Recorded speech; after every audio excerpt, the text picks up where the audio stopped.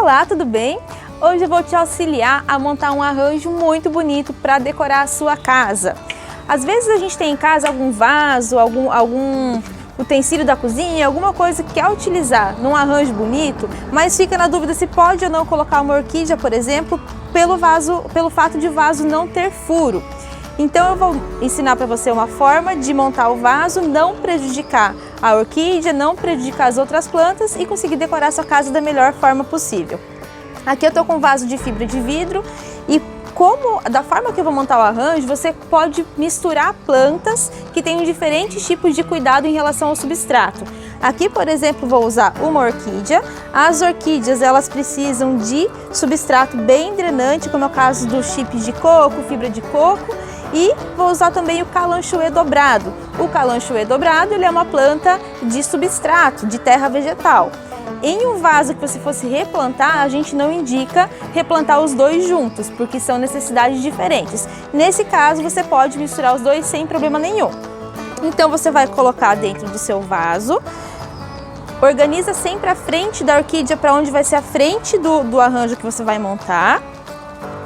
Coloco aqui as outras duas plantinhas.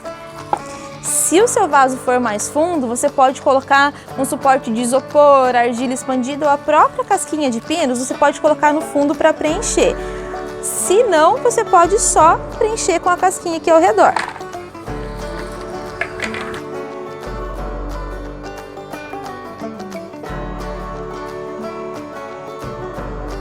Mais fora do que dentro. E prontinho!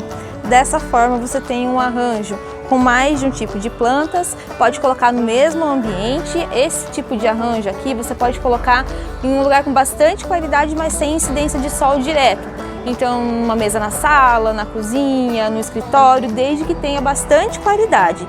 O legal de fazer assim é quando perde a florzinha, tanto do calanchoe como a orquídea, você só retira porque você não mexeu no sistema radicular da planta, não mexeu nas raízes, coloca a planta no lugar mais apropriado a ela, para ela florescer novamente. No caso das orquídeas, um lugar que pegue o solzinho da manhã. No caso do calanchoe, pode pegar até um pouquinho mais de sol, ela vai florescer novamente e o vaso você consegue reaproveitar com outros tipos de planta. O único cuidado que você tem que ter quando você monta as plantas em vasos sem furo é em relação à rega. Nesse caso, como as plantas não estão com substrato uniforme no vaso todo, ela só tem o substrato no vasinho, você não pode regar em locais que está só a casca de pinos, por exemplo, que aí vai acabar faltando água para sua planta. Então a melhor forma é você olhar aonde está o vaso da orquídea, você coloca a água diretamente nessa parte. Nas outras plantinhas a mesma coisa.